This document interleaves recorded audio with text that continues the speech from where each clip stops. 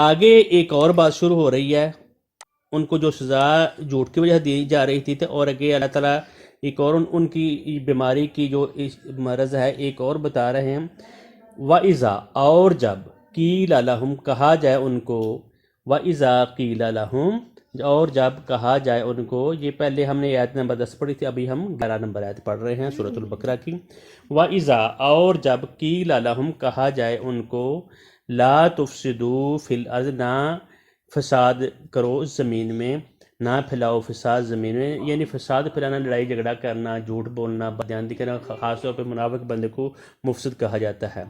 لا تفسدوا، نہ فساد کرو، فی الارض زمین میں، قالو، کہتے ہیں، کہا انہوں نے، انما نحن مصلحون، ہم تو بے شک ہم مصلحون، اصلاح کرنے والے ہیں۔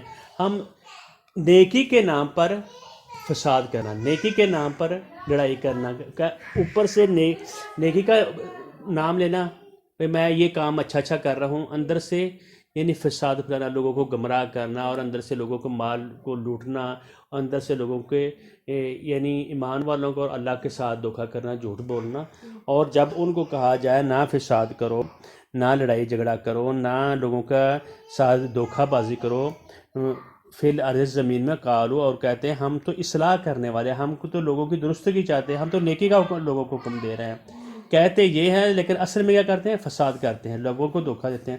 اکثر لوگ کہتے ہیں جی میں تو یہ اس کو بات کہی تھی، اچھی بات کہی تھی، لیکن حقیقت میں اس کے دل میں ایک مرض ہوتی ہے، اس مرض کا بتا رہے ہیں۔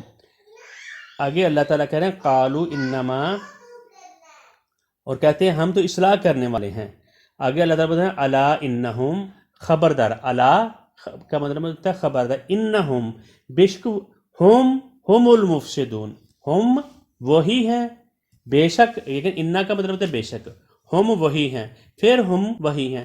اللہ تعالیٰ کہتے ہیں بے شک وہی ہیں المفسدون، فساد کرنے والے، یعنی فساد برپا کرنے والے، دھوکہ دینے والے، اللہ کو اور اس کے رسول کو اور مسلمانوں کو دھوکہ دینے والے، اصلاح کے نام پر فساد برپا کرنے والے وہی ہیں ولیکن لا یشعرون، لیکن ان کو پتہ نہیں ہے۔